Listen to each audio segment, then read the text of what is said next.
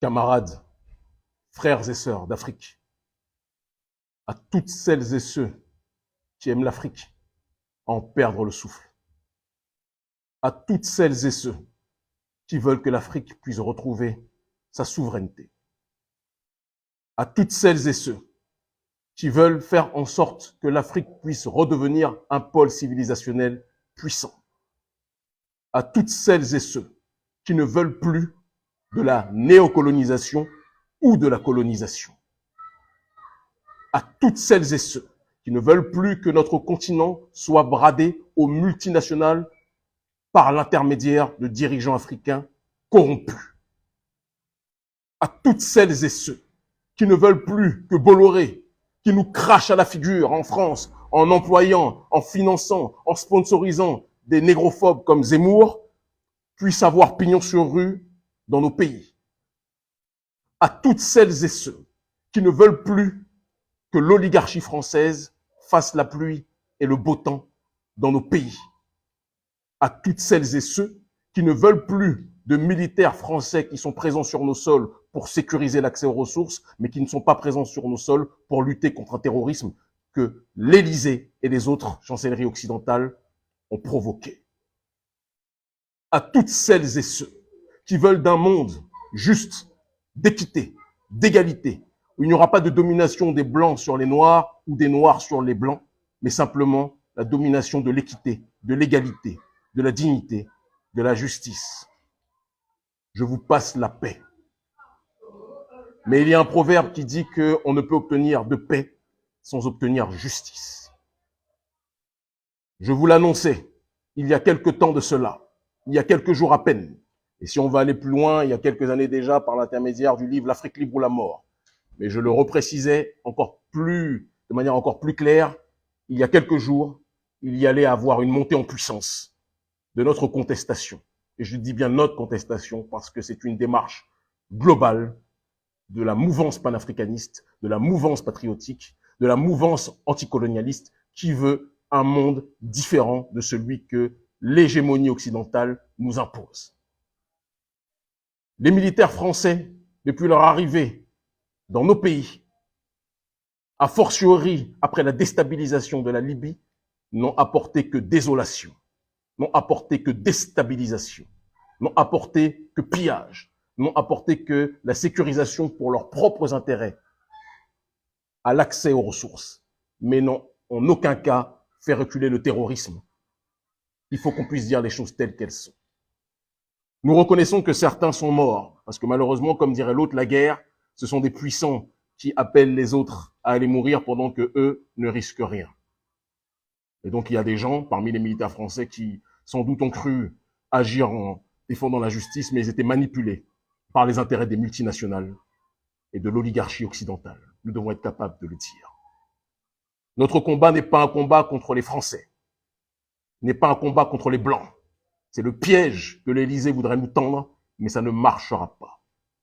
Nous n'appelons à aucune violence contre des citoyens français, mais nous nous attaquons au néocolonialisme matérialisé par la France-Afrique et les officines françaises qui agissent en sous-main pour déstabiliser nos pays.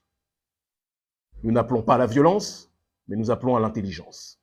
Et quand votre terre-mère se fait braquer par tout le monde et en priorité par l'oligarchie française, votre responsabilité, c'est d'agir de telle sorte de protéger votre terre-mère qui se fait braquer.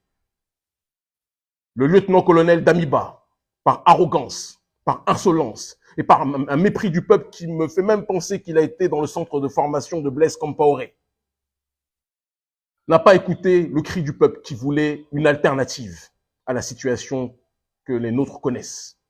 Il n'a pas écouté la volonté des nôtres, non pas comme je l'ai entendu de se coucher devant la Russie, nous ne nous couchons devant personne.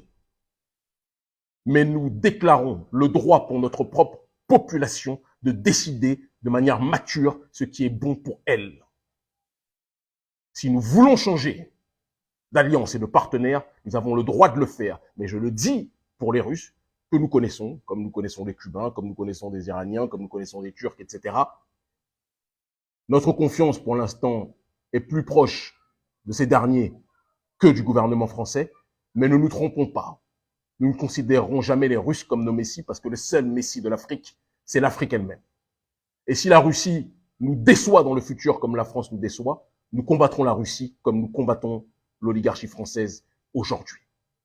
Mais pour l'instant, nous voulons un monde multipolaire et donc nous voulons des alliances avec des gens qui sont dans une logique d'agir pour faire reculer véritablement le terrorisme et non pas le sponsoriser comme certaines entités que nous connaissons.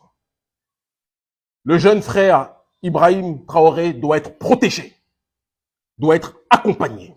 Et j'adjoins tous nos partisans, tous nos sympathisants, ceux qui me suivent depuis des années à la 2STV, qui me suivent depuis des années à Vox Africa, qui me suivent entre autres sur les réseaux sociaux, même si ce n'est objectivement pas notre source prioritaire de communication, d'accord? J'appelle tous ces derniers à protéger le frère Ibrahim Traoré. Nous ne menons pas un combat de violence, mais nous menons un combat d'intelligence, un combat de dignité, un combat de justice sociale contre la même élite qui asphyxie son propre prolétariat français. Et en ce sens, nous sommes évidemment solidaires des Gilets jaunes et de tous ceux et toutes celles qui souffrent de la prédation néolibérale que nous connaissons. Ce combat n'est pas un combat de couleur, c'est un combat de douleur. La douleur que ressent une grande partie de la population mondiale, mise de côté, et a fortiori le continent africain, mis de côté, asphyxié, humilié, dépouillé, sans qu'on puisse lui laisser le choix de décider pour lui-même de sa propre destinée.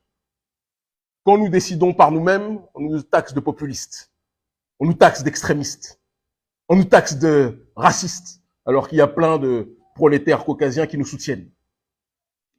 Cette campagne d'intoxication va cesser. Les services du ministère de la Défense français ont créé des faux communiqués signés de ma part, disant que j'appelais à une violence certaine contre tous les citoyens français. Je précise avec la plus grande force et la plus grande fermeté que nous réprouvons toute attaque contre qui que ce soit et jusqu'à preuve du contraire, nos militants, nos sympathisants, nos éléments ne mènent aucune attaque à l'heure actuelle contre aucun civil. Mais nous voulons faire partir le néocolonialisme et nous ferons partir ce néocolonialisme à tout prix. Mais pas au prix de la vie d'innocents. Les barbares, c'est vous, chers néocolonialistes. Ce n'est pas nous. La justice sociale, c'est ce que nous demandons. Le droit à la réappropriation de nos ressources, c'est ce que nous demandons.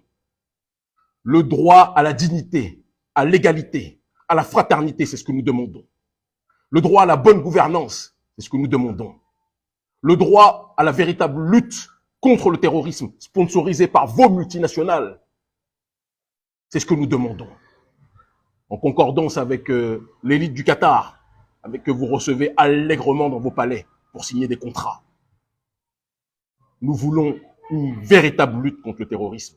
Nous voulons une véritable lutte contre l'injustice sociale. Nous voulons une véritable lutte contre le pillage de nos ressources, de nos matières premières. Nous voulons une véritable lutte contre l'injustice néocoloniale que vous propagez depuis Jacques Foccart.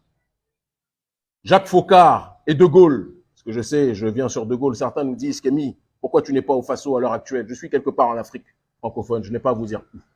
Mais votre propre De Gaulle lui-même était à Londres lorsqu'il lançait l'appel à ses troupes. Vous vous souvenez? Alors ne soyez pas surpris que les panafricanismes, où qu'ils soient, coordonnent, mobilisent et soutiennent les nôtres pour un monde plus juste, un monde meilleur, un monde de dignité, un monde d'égalité, un monde de justice et de révolution réelle. Vous ne nous aurez plus, vous ne nous manipulerez plus. Notre génération a tiré les leçons de ce que vous avez fait auparavant vis-à-vis de nos aïeux. Dabiba a reçu Compaoré, ça a été la goutte d'eau qui a fait déborder le vase. On ne reçoit pas le co-meurtrier de notre père Thomas Sankara. On ne le recevra jamais, on ne l'acceptera jamais. Nous avions annoncé une montée en puissance de la contestation. Cette montée en puissance s'est matérialisée et j'appelle tout le monde, je dis bien tout le monde, à ce qu'elle puisse continuer, s'accentuer. Mais je répète à toutes nos troupes, à tous nos militants, à tous nos sympathisants, à tous ceux qui sont coordonnés. Si je cite les noms, je vais peut-être en mettre certains en danger. Donc, je préfère ne pas citer les noms, d'accord? Mais toutes les organisations patriotiques qui entourent à l'heure actuelle le frère Ibrahim Traoré, savent de quoi je parle. Nous vous aimons en crever. L'Afrique libre ou la mort, nous vaincrons. Nous le préconisions depuis des années. L'heure est à la matérialisation de nos théories. Ils finiront par comprendre. Ne vous laissez pas manipuler.